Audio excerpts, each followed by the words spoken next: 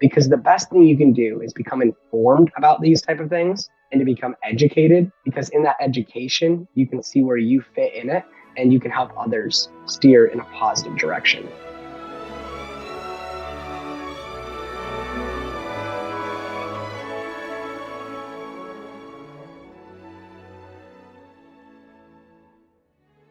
Hello, and welcome to the Arts of Language podcast with Andrew Pudewa, founder of the Institute for Excellence in Writing, or as many like to say, IEW.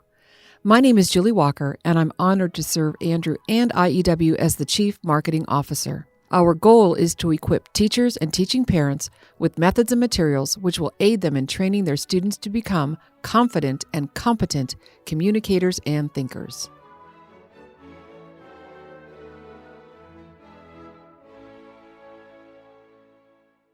Things are changing so fast around here, Andrew. It's hard to keep up. Well, around here and around everywhere, I think, right? So much new technology. And today, we're going to introduce a subject that we've never talked about before because it's so relatively new. And we've been trying to avoid talking about it till we have something that we can actually know. Something meaningful to say, right? That's good advice. Don't say anything unless you actually have something meaningful to say. Wow, I'm gonna practice that more often. Try to follow that. Yeah. But now we might be able to. We are. And let me just let you know that next month we're going to release an Ask Andrew Anything. And the very first question actually leads beautifully into this subject. And this is from Donna.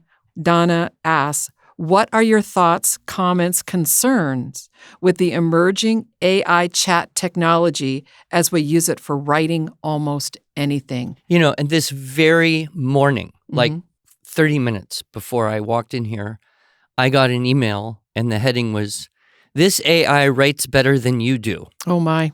And it was selling me, some kind of lifetime subscription to an AI-based software that obviously is going to write better than I do.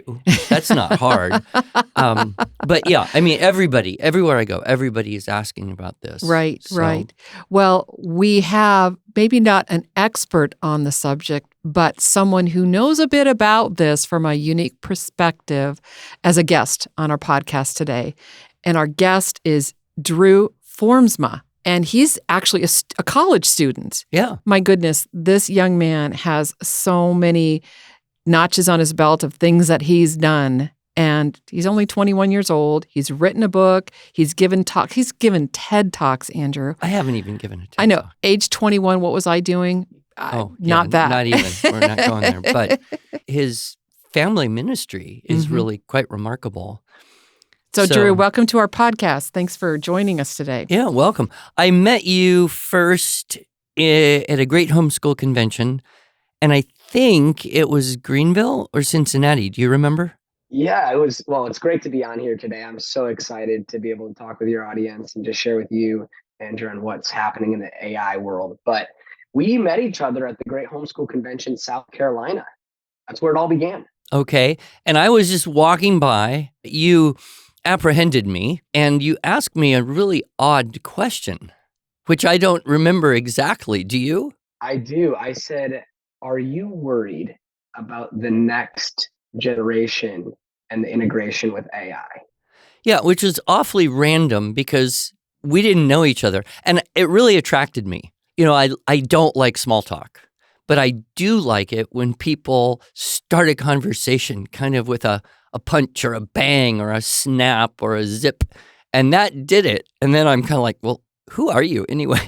Well, and I'm kind of curious, Drew, did you know who you were talking to? Well, you walk around these massive conferences and Mr. Andrew's face is plastered all over. People are So I started to realize that I'm talking to the grammar guy, and I had to know. So we had what I would consider a short but very interesting, focused conversation. And when I found out that you are a college student and you have firsthand knowledge of how the ChatGPT and the AI are now affecting, creating opportunities, handicapping, changing the world of college students, I want to know more. So thank you for coming on to talk about that. Well, it's an honor. Now, most of the people that I have interacted with, the big question is, well, what are teachers going to do when kids just ask AI, write the paper for me? And then the teacher reads it and goes, wow, that's pretty good. And so it's disconnecting, of course, effort from product. But you pointed me in a slightly different direction. So, first of all, how would you respond to people who are worried that teachers won't be able to know if students actually wrote papers they're turning in? What, if anything, are teachers doing about that, at least in your sphere of awareness? And then what are some of the other subtler problems you see? Sure. So for the listeners that may have no idea what we're talking about, Chat GPT, AI, they have no idea some of this foreign language. Chat GPT is a natural language processing tool that is driven by AI technology that allows you to have human-like conversations. And it produces responses that are very unique. They're not copy and pasted. They are uniquely made for your response. So that way you can't track this as plagiarism, specifically copying or copyright, because it's always made unique based on your response. Nobody has the same response, even if you put in the same question multiple times. That is the beauty of it. Now, schools really have had some troubles over the last year. They didn't have any rules around it. This new technology, they weren't really sure what to do or how to deal with it. But many schools started to realize and take a different approach. I thought they would have cracked down on it and said, we can't do this, we're not doing it. But they actually took a different approach. And I think it's something that made me realize Jordan Peterson said, if you can't think, you can't write. And if you can't write, you can't speak. What's happening in our world today is this push of many kids are not even having to think anymore. Now we have technology like this. Now we can't even write by ourselves. And now we're getting to a point that it all comes down to speaking. Now, this is what schools are doing. They're realizing that you can type in 3 words such as write me an essay on George Washington, and it will produce a whole essay on George Washington in the matter of 4 or 5 seconds. Now, what schools are doing about this is if I submitted that paper, my teacher has the authority to then schedule a Zoom call with me or meet with me in person. And if I don't properly match up to the writing that I wrote or that I said I wrote, if I don't align or understand the concepts that I wrote about or even words that I used, then they can fail me. So now it's become this interesting little dynamic where students now have to explain their writing. See, it's less about the work now, it's more about can you actually explain what that word was that you used? Can you explain the concepts? Which means it's all come down to communication now, which is really fascinating. Yeah, it also sounds a little bit like a cat and mouse game. Like, a student tries to pull one off, a professor then has to put in like extra energy to investigate, which most professors probably don't really want to have to do, but they do if they're good. And then so the student has to figure out, okay, what level of preparedness do I need to defend this thing? Is it kind of like that? Like now there's a new game that students and professors are playing? It is a new game. It's a amazing thing to watch because what's changed is you used to have this cycle where you would just write papers and do assignments and such. And this machine, this AI machine does way more than that. It can make pictures, it can make long essays, it can make a new ad campaign, it can do a marketing strategy for your company, IEW, it could write your whole social media structure for the next month. So it has some amazing capabilities, but where the future lands is how you ask and prompt the AI.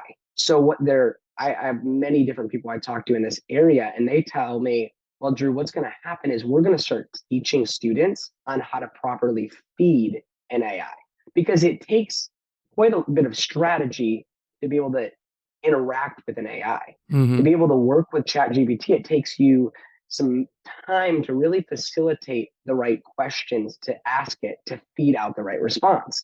So it just changes the game. And that's the game has been changed and the lid's been lifted. And now we have this technology where, yes, you can cheat. But I would say this, if you're cheating, even if you're just copying someone's math problems at school, you're stealing from yourself. And so I could easily cheat on any assignment I do using ChatGPT and maybe get away with it because you can use another AI to paraphrase what it says, and then it's kind of hard to track. Or you can stop trying to go underneath like we've done for years, where everybody wants to take the shortcut. And you go, you know what? This is a fundamental process for me to become the person that I'm going to become. And I must learn how to write if I want to be able to speak. And that is something that every student across America needs to hear because you're cheating yourself out of speaking well. Mm. And you're just hurting yourself in the end. Well, and I think we see that almost universally, people posting sometimes even what they probably think is high quality conversation on social media, but every fourth word is like and stuff. And it's actually at a pretty low level, but then you think, well, who are they talking to? So that's kind of interesting. So one of the things I have kind of said a few times, partly in jest, but actually maybe partly I really think this phenomenon of having artificial intelligence be able to write anything for anyone, it's either going to kill our business, Institute for Excellence in Writing, or it's going to explode our business. I guess part of that is how we position, how we can stay informed, how we can understand what are the capabilities, what are the implications. And, we serve parents and teachers primarily. So what is it that parents and teachers really want to be able to help their students do? But and you can comment on that, but I want to throw out this next thing because this is the thing that really caught my attention in our very brief conversation. In fact, I don't think we spoke for more than about 4 minutes, but I would say it's possibly the most impactful 4-minute conversation I've had with anyone in a while. You brought to my attention the problem of students who would get an AI-generated source of information, fully written paper, or just something they would have as a source of information, and then they would kind of rewrite that, upgrade the style perhaps, make it their own. But in doing so, I think the way you put it is that they have to then consent to, or to some degree agree with, the content that's being automatically provided. That is correct. What's happening is this is where the world can become very scary and this can be a dangerous tool because what can start to happen is you can manipulate the responses that come out of a AI machine like ChatGPT, where things can start to slowly infuse the content subtly. And I've noticed that as I've interacted with the ChatGPT often, is you may not even know it, but there's always how can anything be perfectly 50-50 fair? And we know with technology and tech across America, it seems to lean one way. So how does this not be infused as well? And that is a huge danger, I would say, is in our world, we start to have things that are shifting our minds. And if at a young age things are being shifted and we're okay with things that are written, oh, it seems fine. But there's a little bit of a tone integrated. That is a very, I would say, dangerous path that this world is headed into. But one thing I would talk about, Andrew, is with you and pivoting, you said, this could either kill us or we could, blow up. I think it all comes down to a pivot. I think for you guys is how do you then incorporate how to use the AI and your grammar skills and your writing skills and combine them? Because I believe there's a middle ground in everything. When the internet came out in the 2000s and everybody was freaking out, it's the same way. It's just how do we adapt? How do we pivot? And how do we combine both things that can both be harmful but also super helpful? things can get done at a faster pace.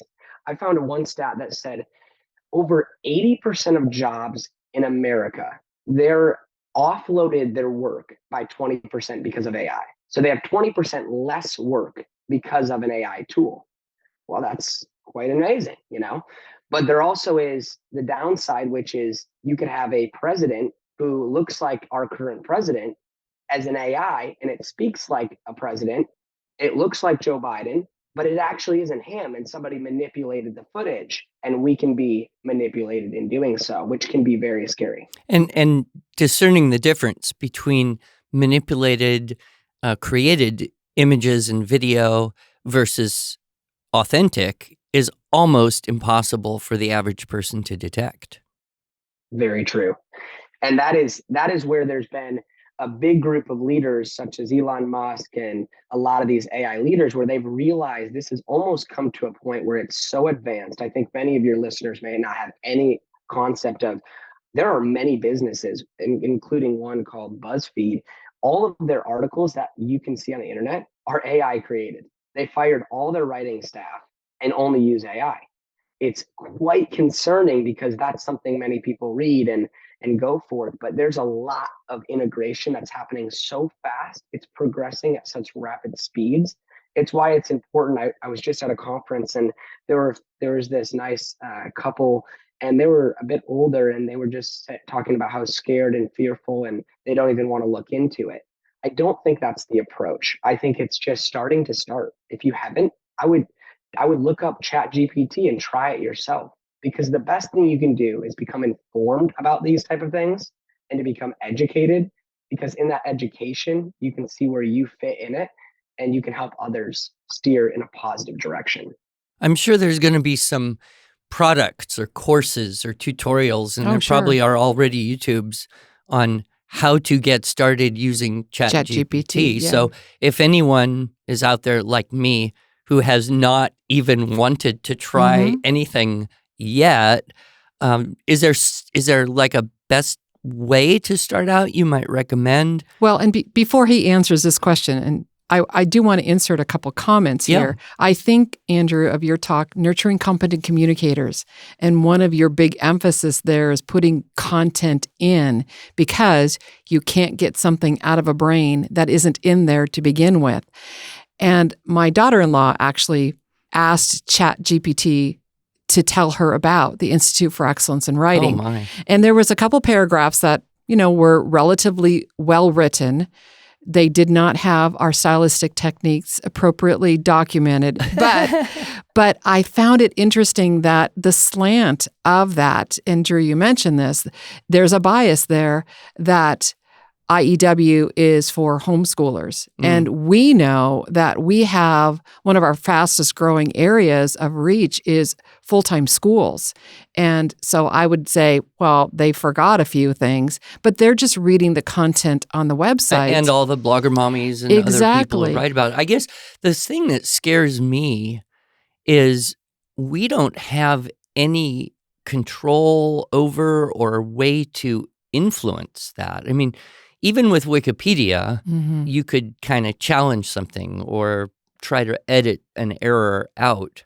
But this one, I mean, where do you even go? I don't know. Drew, do you know? How do you challenge an error that ChatGPT gives you? Well, this is the problem. OpenAI, which is what ChatGPT is created, started out as a nonprofit, but quickly became a for-profit business as many of these business leaders saw an opportunity to make a lot of profit rather quickly. It's owned by Microsoft. So owned by Microsoft, whatever their agenda is and how they want to influence people is implemented as well. So it's very important, I would say. I think it's a part of a global thing that parents need to be having with their kids. See, in China, TikTok, it's all educational. In America, it's all a waste of time. You can endlessly, I bet there's a lot of parents and grandparents even that use TikTok, and it's an endless scroll. It's better than Instagram. Over 300 million Americans are on it. It is insane how persuasive the content can be to keep you engaged hours on end. So that is an area that many of our brains are now just becoming numb. And now it's so instant. Every 15 seconds, we're getting another hit of another great video.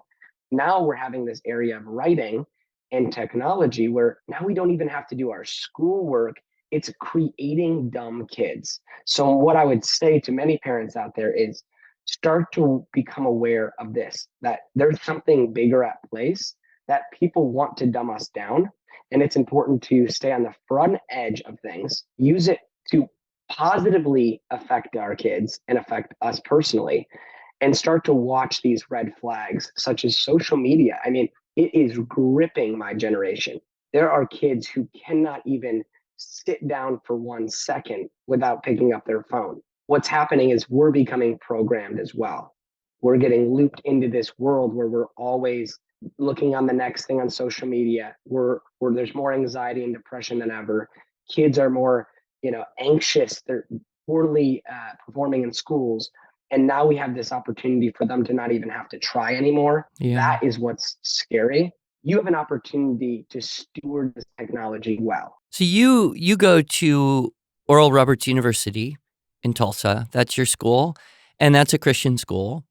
And Yes. so I would guess that in general, there's kind of a higher integrity level of the students at your school compared to maybe some more average state school or something.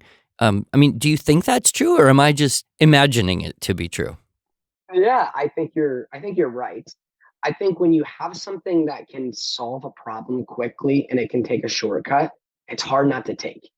And I think for a lot of students, what is happening is this work ethic of the next generation. They want to be part of something that's purposeful and, life changing and can help the world become better. But I think in the midst of that, we have a lot of people that maybe are apathetic and slow moving and indecisive, which comes to a lack of hardworking. I just think there's just a lack of hardworking attitudes out there and personalities and people. And this is not helping that, because you can get away with doing very little, but still getting an A in the class. And that's the concern I would have is, if you have a kid, I would encourage them, start working early, start getting them to do things, even if it's the chores, getting them to work hard. That is what will sustain your kids in this world, because that's character building. Even when it's hard, you're sweating, maybe you're mowing the lawn, maybe you're picking the weeds. These are instrumental things to do to create that character, because when you're presented with an opportunity to possibly take the easy route, you're going to go the hard route, because when there's hard things, when you're being stretched, what's happening? You're growing. I always say that to my friends.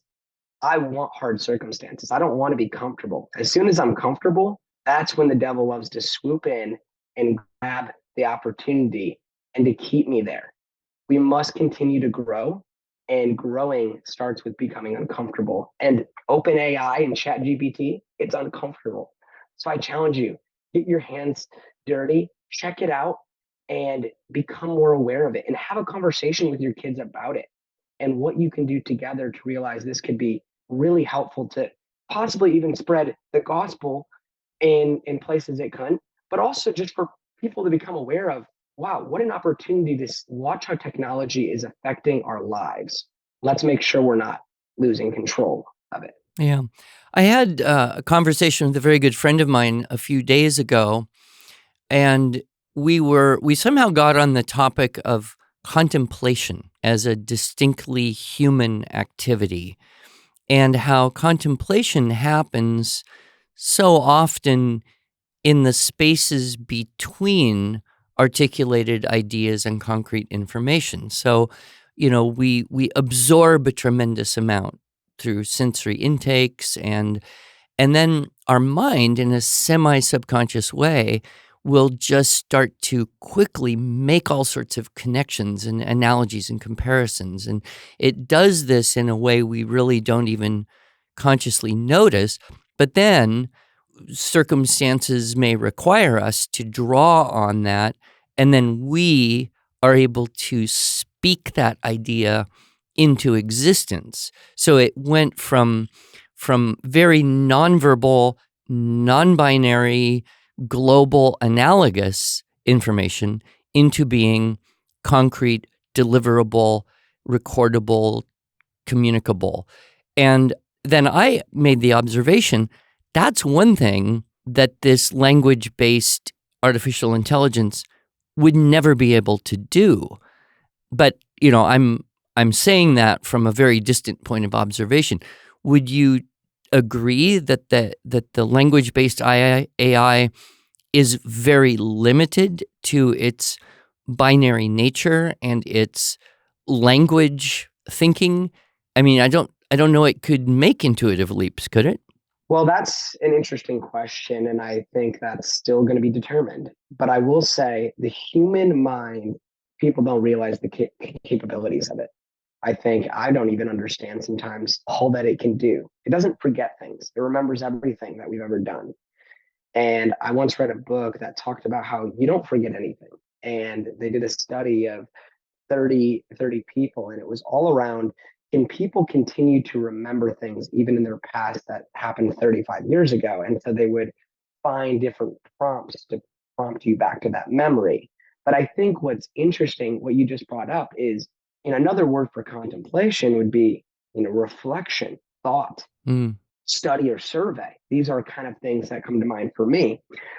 Well, if there's no contemplation, when you're writing and you have that essay and you're up all night, you're contemplating every sentence. You're sitting there, oh, it doesn't sound good, rewrite. That is practicing your brain and helping your brain grow. When you're just having an AI write it, you're not contemplating anything. You're contemplating how quick that just got done. That's about it. I mean, you're wondering if you're going to get caught cheating and if you're going to have to explain yourself. I think the most powerful tool that we have in the world is the spoken word. That will never be taken away. We have to become good writers to become good communicators. And in the midst of that, connecting ideas with one another. That is something an AI tool can't do. Realizing, oh my goodness, right before this podcast came on, Andrew he's like, oh, I want to connect you with somebody in California, and I want to connect you with another friend. You can't have an AI tool do that. It takes practice and comprehension with a mix of reflection to build that type of connection in the end. An AI tool can't do that. But what can happen is if our brains are not being even trained on a small scale, I think we become dumb.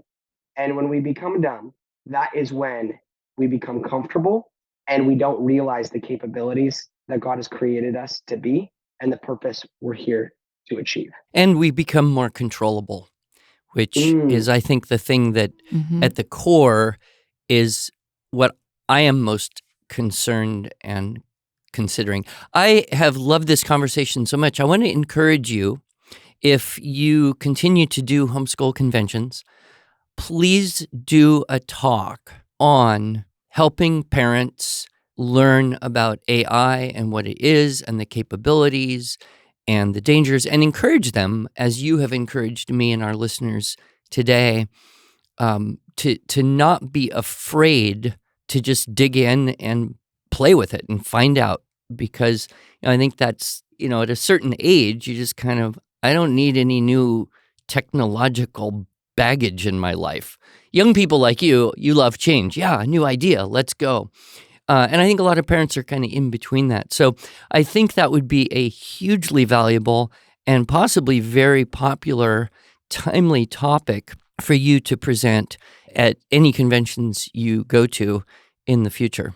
So, Andrew, I'm thinking about the story of Thoth that you tell that I'd love for you to kind of wrap up this podcast with. Right. And then, because I know, well, I'll let you tell the story. Well, it's an illustration of how technology will atrophy the skill which it replaces. But I don't know if you know the story, Drew. It's in Plato's dialogue, the Phaedrus, I believe. And so Socrates tells the story of the great god Thoth, nobody knows how to pronounce it, Thoth, who gives many technology gifts to the people of Egypt. Among those is the technology of writing. And the king of Egypt responds and basically says, well, thank you, we'll accept your gift because you're the great god Thoth. But this gift of yours will cause forgetfulness in the minds of the learners because they will rely on the external characters rather than their internal memory and knowing. And you think, wow, writing, that's a pretty ancient technology. But even that, illustrates this idea that I think we see coming into almost end times level of extremism of, we can actually completely replace thought now. Oh, that's funny. Thoth and thought. I never thought of that before. Oh, that's funny. Gosh, we could talk forever. Two things. Where can people find out more about you and what you do in your organization and all that? And last thoughts for our listeners here, because we could go on forever, but we can't. Sure. My name is Drew Formsma, and you can find us at ilikegiving.com if you have a homeschool family and want to learn more about our 26-week Bible curriculum that takes 10 minutes a day. All about teaching a lifestyle of generosity. Go to generousfamily.com. My last thoughts would be, your kids have been raised in the first digital generation. They're digital natives. It's important to not overlook that. You were born in a world where there was no technology. But as new parents, it is important to remember that technology is a part of who we are. Now, how do we embrace it, but not let it control us? It's been a blessing being with y'all. Thank you, Drew. And just so our listeners know, we are going to have Drew back on our podcast in November to talk more about his organization. Yes. Super excited. It's been so great having you, Drew. Thank you. Thank you so much.